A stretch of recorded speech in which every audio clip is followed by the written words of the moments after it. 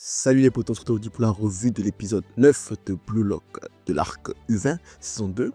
Et bon, aujourd'hui, il n'y a pas eu d'action, il n'y a pas eu vraiment beaucoup d'action, donc vraiment, on pourra pas parler de l'animation en tout cas. Mais il y a eu des choses intéressantes quand même qui se sont passées. Il faudrait quand même revenir sur ça un peu, quoi, tu vois. Déjà, on a justement, ça reste la mi-temps.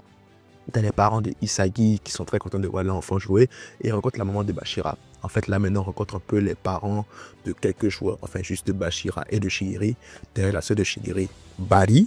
Et bon, ouais, quoi, tu vois, donc les mecs sont contents, ils rentrent au vestiaire, vraiment, ils sont quand même genre contents. Pas surpris d'ailleurs, ils sont pas surpris d'avoir quand même mené au score à la mi-temps, mais ils sont quand même contents de ce qu'ils ont accompli, quoi. Tu vois, ils savent que bon, ils méritent d'être là où ils sont en ce moment à la mi-temps, c'est-à-dire de mener 2-1. Donc là, ça arrive et tout. Bon, les remplaçants les félicitent. Puis là, t'as Ryo qui encourage Nagi à sa manière en mode ouais, frérot, bravo, bien joué, mais tu peux marquer encore beaucoup plus de buts, quoi, tu vois. Donc là, c'est dans cette petite euphorie là que Ego arrive. Ego arrive, donc, et là, Ego, en fait, essaie de le faire comprendre que, ouais, voilà, les gars, en fait, on n'a pas vraiment trop fait. C'est vrai qu'on mène à la mi-temps, mais le plus dur reste à venir. Et ils le savent aussi que le plus dur reste à venir parce qu'il ne faut pas oublier que Shido n'est pas encore entré. Shido n'est pas du tout encore rentré. Et là, ça, c'est un facteur très important. Un facteur qui va changer la philosophie de ce match, la physionomie de ce match-là. C'est que Shido n'est pas encore rentré, en fait. On n'a pas encore vu ce dont Shido est capable. Et c'est ça qui manque, tu vois. Donc, Ego le fait comprendre qu'ils doivent garder le même Ego, la même grinta qu'ils ont eu à la première mi-temps, à la deuxième mi-temps, et qu'il n'y aura donc pas de changement de formation. Donc là, du coup, on passe du côté des U20 où c'est un peu la galère. Et là, bon, les gars, ils essaient quand même de se remotiver. Quand soudain, tu as Itoshi Sae. Itoshi Sae qui, lui, il est déjà prêt à partir. Il se prépare, il est déjà prêt à partir. J'ai envie de dire, ce mec-là, en fait, c'est un quitter. C'est un lâche. C'est une starlet, c'est une diva, c'est un lâche. Genre, il faut rien, ce mec-là. Ouais, il est juste bon un peu et puis c'est tout, en vrai. Moi, je suis sûr que c'est parce que, bon, le Japon n'a pas vraiment assez de bons joueurs de la trempe de Hitoshi Sae qu'on pense que Hitoshi Sae, c'est tout ça, c'est un grand truc là. Mais en vrai, ce gars-là, il vaut rien. Il vaut absolument rien du tout. Je le dis. Oui, il est peut-être bon, hein, mais en matière de personnalité, il vaut rien. Comment ton équipe, tu es censé être le leader, tu es nommé le leader de l'équipe, en gros. Et tu te dis, ouais, voilà, bon, c'est toi le leader technique de l'équipe. Et à la mi-temps, vous êtes mené 2-1, tu t'en vas. C'est pas comme si vous êtes mené par un score fleuve. Hein. Vous n'êtes pas mené par un score fleuve. Pas du tout. Au contraire, genre, c'est vraiment serré. Et les mecs du bloc, qu'on le veuille ou non, ils ont marqué 2 buts. Un peu contre le cours du jeu, quoi, tu vois. Donc, c'est pas comme si vous vous faisiez dominer totalement. Vous avez quand même de bonnes actions. C'est vrai que les attaquants ratent un peu, mais tu as réussi quand même à marquer un but, quoi, tu vois. Donc, tout est possible. Et en plus, c'est encore Shido qui est là. Et là, il se barre. Il dit qu'il se barre. Et il dit que ça fait partie du pari qu'il a eu avec Aiko et tout. Alors, le pari stipulait qu'il devait gagner sans Shido. Il devait gagner sans Shido et que, ouais, ça, il devait les tester et tout. Mais on n'est qu'à la première mi-temps. Et maintenant, ok, d'accord, Aiko a perdu le pari. Tu aurais pu juste dire, ok, vas-y, mais en fait, rentrer Shido. Puisque à la base, c'est toi-même qui es allé chercher Shido puis que tu veux jouer avec Shido. Et tu n'as même pas l'occasion de le faire. Tu te barres. Au moins, limite, à la fin de la première mi-temps, tu dis, ouais, c'est bon, allez, vous me cassez les couilles là, faites rentrer Shido. Mais non, le mec, il se prépare tranquille, il part. Mais non, frérot, ça marche pas comme ça. Ça marche pas comme ça. Et même dans son flashback, tu as le flashback entre Sae et Rin qui était vraiment sympa, hein, Sae qui était vraiment genre une étoile et tout. Même dans son flashback, quand il part en Espagne et qu'il revient, vous n'avez pas remarqué que son rêve a changé. Il dit, ok, d'accord, je ne veux plus devenir le meilleur buteur du monde, je veux devenir le meilleur milieu de terrain du monde. Pourquoi? Parce que, selon lui, c'est la raison qu'il a donnée, c'est que les gars sont trop forts. Il y a des gars vraiment très très très forts comme attaquants. Et moi, ce que moi j'ai compris de ça, c'est qu'en fait, il n'y a juste pas les boules de pouvoir compétir avec ces gars-là au haut niveau. Tu compétis ça au Japon, tu es un buteur exceptionnel au Japon, tu pensais que bon, c'est fini, tu sais tout ça. Maintenant, tu es arrivé en Europe, tu as lu l'heure et maintenant tu te dis, ok, c'est bon, non, je ne peux pas, je rétrograde mon rêve, je deviens maintenant meilleur milieu de terrain.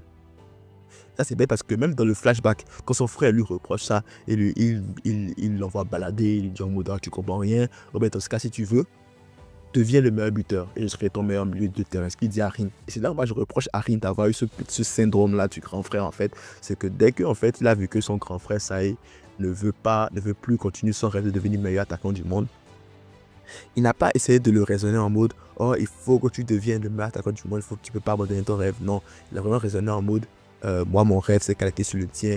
On devait être les meilleurs buteurs du monde ensemble. Moi, je devais être ton deuxième meilleur buteur, tu vois. Donc, ce manque d'ambition-là, c'est surtout ça, je pense, qui a irrité Sae et qui, en fait, fait en sorte que ça se comporte comme il s'est comporté avec Rin, quoi, tu vois. Et donc là, bon, il y a eu le duel. Je vais directement dans le flashback du coup. Là, il y a eu le duel et tout. Et Sai a justement dribblé Rin et tout. Et il a même embêté en mode Rin, pendant tous ces 4 ans, je suis parti. Qu'est-ce que tu as fait? Alors ça ne m'avait pas tiqué la première fois que j'ai lu le manga, mais quand j'ai regardé cet épisode, je me suis dit, mais attends, mais il se fout de qui ce mec-là? Déjà, tu prends le gars au dépourvu. Tu lui annonces une nouvelle, tu lui annonces beaucoup de choses comme ça, il est déjà bouleversé. Là, tu le provoques en duel, là, on the spot. Bien sûr qu'il n'est pas prêt. Bien sûr qu'il n'est pas prêt psychologiquement. Bien sûr que, genre, en fait, il n'est même pas dans les conditions pour pouvoir t'affronter en duel, pour pouvoir jouer à son 100%. Il n'est même pas en condition. Et toi, tu l'affrontes et puis, bon, voilà, tu le traites et puis tu lui dis, mais Rin, pendant ces 4 ans, qu'est-ce que tu as fait? Il y a ça. Et il y a aussi le fait qu'il ne faut pas oublier que Rin, il a passé les 4 ans là au Japon à s'entraîner. Et en fait, il est devenu très très très fort au Japon. Du coup, en fait, même s'il continue de s'entraîner, même s'il continue de travailler fort, ça n'aura pas le même impact que s'il allait jouer à l'étranger où il allait pouvoir se confronter à des joueurs beaucoup plus forts que lui. Là maintenant, là où Rin est, il est le plus fort et le meilleur buteur du Japon. Donc vraiment, il n'y a plus vraiment aucun challenge qui se tient devant lui. Donc du coup, oui, il s'entraîne, mais sa marge de progression ne serait pas la même que s'il était allé jouer à l'étranger. Et ça devait le savoir avant de mal parler comme ça, Rin et tout, tu vois. Et franchement, ça c'était vraiment aussi un peu dégueulasse de mon point de vue. En mode, toi tu sais très bien qu'en fait le mec, il n'a plus de marge de progression parce que là, il est encore au Japon. Le Japon n'a plus rien à lui apporter techniquement en matière de progression. Quand tu vois, s'il veut pouvoir exploser, en fait, il doit aller à l'étranger. Et toi, parce que tu es allé à l'étranger, que ton niveau a pratiquement augmenté, tu arrives, tu te permets de l'emmerder en mode ouais, mais t'as fait quoi pendant tout ce temps-là? Mais il s'est entraîné. C'est juste que vraiment, le référentiel est devenu genre juste plus adéquat à la progression de Rin. C'est comme si tu allais dans un gym commercial et que genre, tu arrives à soulever tous les poids du gym commercial. Mais sauf que les poids du gym commercial s'arrêtent à genre 75 livres. Et bien sûr, si tu arrives à soulever les 75, tu vas croire que tu es le plus fort du gym. Mais va dans un gym où les poids vont jusqu'à 130, 145 livres. Là, tu vas voir des mecs qui sont beaucoup plus forts que toi qui soulèvent ces poids-là. Et toi, quand tu n'arrives pas. C'est la même chose. Au Japon, Rin a le niveau, genre, il a dépassé le niveau du Japon. Jusqu'il n'a pas eu l'occasion d'aller jouer à l'étranger. Et donc, du coup, voilà quoi. Donc, tu arrives, tu affrontes le mec. Il n'est même pas bien et tout. Il n'est même pas bien psychologiquement à cause de la nouvelle que tu lui as annoncée. Et en plus, encore, genre, toi, tu allais t'entraîner à l'étranger, lui, non, quoi. Tu vois, clairement, il y a une différence de niveau intense. Et donc là, bon, voilà quoi. Donc là, ça nous montre un peu la fin tragique du flashback de Rin et de Sae. Où en fait, finalement, en fait, Sae décide en fait de renier d'une certaine manière Rin en gros, et de le considérer comme faible. Tout en fait, Rin en a pris comme affaire personnelle de battre Sae, de vaincre Sae et de montrer en fait à Sae que voilà quoi, il est beaucoup plus fort que lui. Tout ça explique en fait l'animosité entre Rin et Sae quoi. Donc tout ça pour revenir encore à Sae qui fait sa starlette avec les U20 et finalement en fait voilà quoi, Aiko ravale sa fierté. Franchement, Aiko c'est une bête de capitaine. Le fait d'avouer comme ça à la mi-temps qu'il avait eu tort, le fait de dire comme ça à son équipe de manière vraiment genre brutes, qui sont faibles et qui ont besoin de Shidou, franchement, c'était bien joué de sa part. C'était vraiment très très bien joué de sa part. Et là, t'as Shidou qui arrive, t'as Shidou qui débarque et tout, qui commence à se préparer. Et là, j'ai envie de dire, en fait, c'est pas encore pour ma part de l'animation et tout, mais c'est réel. Ceux qui n'ont pas lu le manga pour ce arc-là, s'il vous plaît, ne vous basez pas juste sur l'animé. Allez lire le manga. Pourquoi je dis ça? Parce que c'est pas forcément à cause de l'animation seulement. Alors oui, il y a aussi de l'animation qui ternit un peu l'expérience. Mais maintenant, il supprime même des panels du manga. Il y a des panels qui décident de ne pas animer. Je ne sais pas pourquoi, mais par exemple, il y a un panel de Shidou qui se prépare à jouer pour les U20, qui est vraiment sensationnel. Si je le trouve, je pense que je vais le mettre à l'écran. Mais il y a un panel de Shidou qui est vraiment sensationnel et qui n'est pas du tout à l'écran. Et qui n'avait pas du tout été animé à l'écran. Ça, c'est vraiment dommage, c'est vraiment scandaleux, j'ai envie de dire. Parce que si maintenant, on nous retire des panels intéressants de ce arc-là, à un moment donné, là, les frérots, faut pas abuser non plus. Alors, c'est la première fois que ça arrivait depuis. C'est la première fois que ça arrivait. Mais au cas où ça arrive les autres fois, je préfère dire en même temps à ceux qui m'écoutent, qui écoutent la vidéo jusque-là, allez lire le manga. Si vous n'avez pas encore regardé l'anime, si vous avez juste regardé l'anime, pardon, et que vous n'avez pas encore regardé le manga, allez lire le manga parce que franchement, le manga vaut le détour et vous pourrez vous faire une opinion de ce arc-là en fait, tout en lisant le manga. Alors si on regarde l'anime seulement avec l'animation, vous trouvez que c'est vraiment très très bien, tant mieux. tant mieux. Ok, en vrai, tant mieux, tant mieux. Mais si vous avez des doutes dans la qualité de cet arc-là, en fait, je vous dirais franchement, allez lire le manga. Allez lire le manga parce qu'il en vaut vraiment, vraiment, vraiment la peine. Donc, on arrive à la fin de l'épisode. Il me semble quand Rin est venu, Isagi vient chercher Rin.